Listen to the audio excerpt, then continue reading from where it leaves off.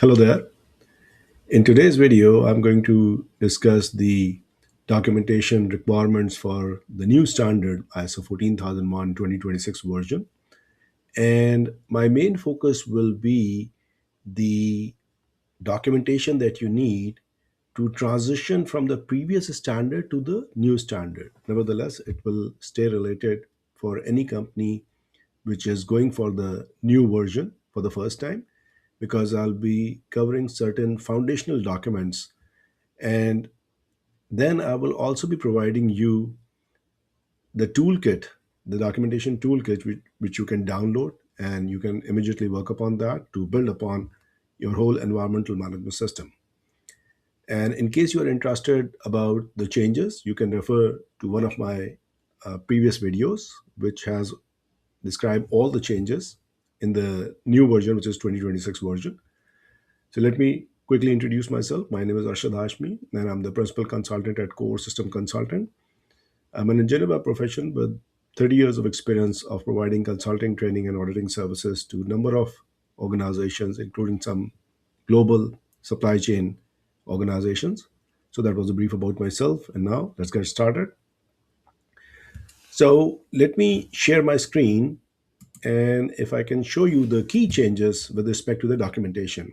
So one of the key change that was required in the 2026 version, the latest version, is regarding the consideration of the environmental conditions. And the environmental conditions, the standard 2026 version has specified that it will be related to the climate change, the pollution levels, resource availability, and biodiversity and ecosystems. Now, some of the organizations may have addressed these issues before as well, but they were previously, in the previous standard, they were implied. And now the standard 2026 version is asking to be explicit about these conditions and about these aspects and consider them in your aspect impact analysis. And that will be the focus of my today's video, that how you are going to address these key requirements and the environmental conditions within your aspect impact analysis, what could be the possible contents.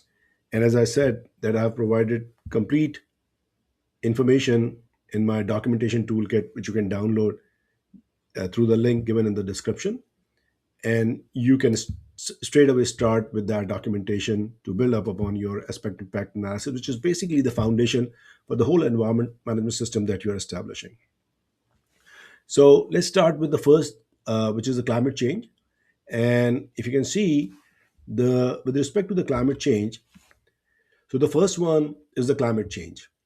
And I have given you a sample format for the aspect impact analysis, as you can see on the slide. And what I've considered is a process, and those processes are generic processes. I've considered a manufacturing environment because it's always easy to replicate the manufacturing environment to a non-manufacturing environment. So I hope that these processes that I've covered, you will find them relevant to your organization and can further build upon with respect to the nature of business that you are in. So the aspects and the impact that is need to be considered. And then I've left a column blank because you can use your own company criteria, how you are evaluating the aspect impact and how you are determining the significant risk, significant aspect, which is one of the requirements of the standard. But nevertheless, if you are new to this aspect impact, what I've done is that in the documentation toolkit, I have placed a sample procedure for aspect impact analysis as well. So once you will be downloading all those documents, including this sheet, and there are other sheets, you'll have complete information how to do the aspect impact analysis, which is basically the foundation for the whole environment management system. With related to that, then I have placed certain controls, as you can see in the column, and the improvement action. So this will give you the thinking process, that what in which direction you may need to think vis-a-vis your current processes. So with respect to the location, you can have different kind of emergencies which can impact your operations, which can impact the environment in turn. So, with respect to the different locations, with respect to the different scenarios, with respect to the natural disasters that may be applicable to the respective geography where you are located, you can develop your emergency response plans, and accordingly you can plan yourself well and can minimize the impact on the environment in case of any natural disasters. So that's how you are going to account for the environmental impacts. Another one is the operations that you are performing, for example, the boiler and furnace operations. So any emissions that is coming out of your processes, then that may be contributing to the global warming. And then there are controls given which you may consider, which may be relevant. Similarly, the electrical consumption that your company must be involved in, and how those electrical consumption you can think of going solar or energy efficiency programs in order to minimize the impact on the burning of the fossil fuel and the carbon footprinting, and so on and so forth. So the climate change sheet that I'm sharing with you and also given in the documentation toolkit, that will give you enough information, that will give you good information and insight so that you can consider all these dimensions while doing your aspect impact analysis, that how the climate change needs to be incorporated into your aspect impact analysis. The second environmental conditions that the standard discuss is with respect to the pollution level, and these can be considered as different contents for considering the pollution levels. But effluent discharge, for example, how it's going to impact the water pollution. Solid waste disposal is going to impact the land pollution. And then you can also see the controls, related controls that you can apply, and the improvement actions are also there. So a lot of thinking that you can do by looking at these sheets and by applying these examples on your current processes, and that will help you in evaluating your current aspect impact analysis, or even if you are doing it for the first time, from all these different aspects so that you can well cover the requirements of the 2026 version. The next is the resource availability, how we are conserving or consuming the resources or depleting the resources, and how we can conserve the resources. So these are some of the contents. Again, like for example, if there is energy intensive machinery that we may be having in the second row, the high electricity consumption and the of course the burning of the fossil fuel and so on and so forth. We can think of energy monitoring program. We can think of energy efficient machinery as well. Similarly, the diesel and fuel consumption. Of course, we are using generators, we are using vehicles. So the depletion of non-renewable energy sources is the impact because we are consuming. And then the preventive maintenance and keeping it at a good shape. And then also switching to the renewable alternative fuels as well. So these are all the considerations for my resource consumption and resource availability. And then the other requirement was regarding the biodiversity. The biodiversity is about the ecosystem, all the plants and the species up, within the water and above, out of the water on the earth's surface. These are all needs to be stored, and they have a impact on the natural cycle of the planet. So how we are going to evaluate the aspects which may be impacting the uh, environment is, for example, the effluent discharge to the nearby water may cause the fish and aquatic plants, microorganisms, depending upon the nature of the discharge that we are doing. Similarly, the air emissions, dust, and chemicals that we are due to our processes are going into the air. Surrounding plant species and dependent fauna that may be destroyed, and then the controls are related controls are also given, like air filters and emission controls and increase green belt and reduce emission at sources, so on and so forth. So again, these inputs and these contents will give you a lot of thinking ideas that how you can evaluate your processes vis-a-vis all these uh, environmental conditions that is now being highlighted in the 2026 version. Then there is a consideration of interested parties, how the interested parties' needs and expectations can be impacted through these new environmental conditions that has been described in 2026 version. So what I've done is that I've tried to connect those interested parties within the aspect impact analysis.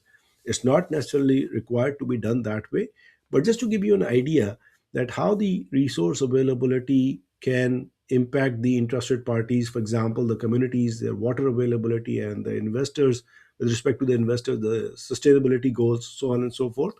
Similarly, the biodiversity and ecosystem, if you are doing any land clearing or expansion, the impact assessment is necessary. The environmental impact assessment is necessary, and that can cause the interested party, like your regulatory body, the land compliance processes may be considered. So either you can give the interested parties as part of your aspect impact analysis, or you can maintain it separately. But there has to be a combination. It needs to be evaluated with respect to the interested parties as well, which aspects can impact the needs and expectations of the interested party. So again, this slide or this sheet will provide you the information which will help you in your thinking process, that how you can connect your interested parties needs and expectations with different aspects and impact at your organization. There's another concept which is given, which is regarding the life cycle perspective. Now, this is not a 2026 version thing. This was given before as well. It was in the 2015 version, where it was discussed that you need to consider the life cycle perspective. Now, what they have done in the 2026 version is that they have given the stages of the life cycle. So what I've done is I've made a sample aspect impact analysis sheet with respect to the life cycle. And just for the easy understanding, I have considered a carton or a box or a packaging box, let's say, that how the life cycle will be considered for a company which is manufacturing a packaging box.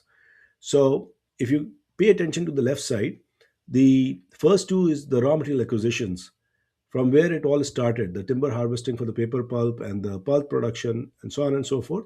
So we are considering all the aspects. And then what we can do with respect to the controls is the forestry certified suppliers, which are certified to the forestry stewardship, or the supplier environmental audits, how we are doing it and how we are enforcing the best practices at the end of the supply. So this is called the area of influence. So if you pay attention to the last two areas where the your final product has gone in the hands of the user, so you can well see that these areas are those areas where you do not have much of the control. All as a company that you can do is to influence their management of that final product or the final disposition, how they're using it, how they're disposing it, and number of things can be suggested. And the major one is the information that you may provide to the end user, that how they need to maybe they are required to recycle, or how they need to safely dispose it off in an environmental friendly manner. That is something you can cover through the last two phases. But this is now an explicit requirement since the stages have been given in the 2026 version. So every stage needs to be evaluated, and then the impact needs to be evaluated, and then the respective controls. These are called the area of influence, where the company may not have much of the control on those aspects, but the company need to provide that information to the end user how to safely dispose it of. So this is how it needs to be considered now in the aspect impact analysis. And again, this sheet will provide you enough good information in your thinking process to apply this thing at your current nature of business that you are in.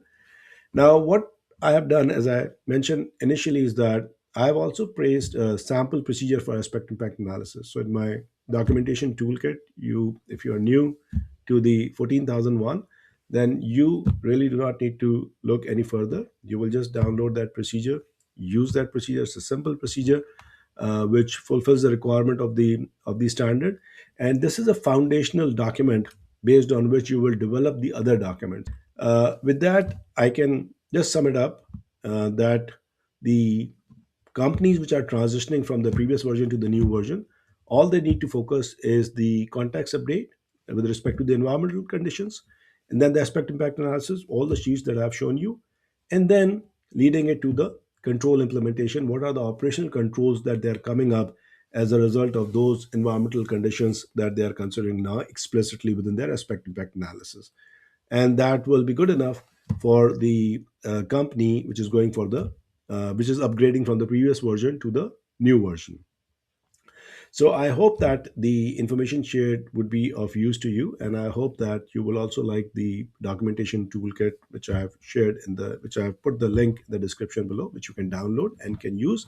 And if you want to attend any of my trainings, you can well do so by visiting my website and checking out my training calendar as well. Thank you so very much for listening, and I'll see you in my next video. Thank you.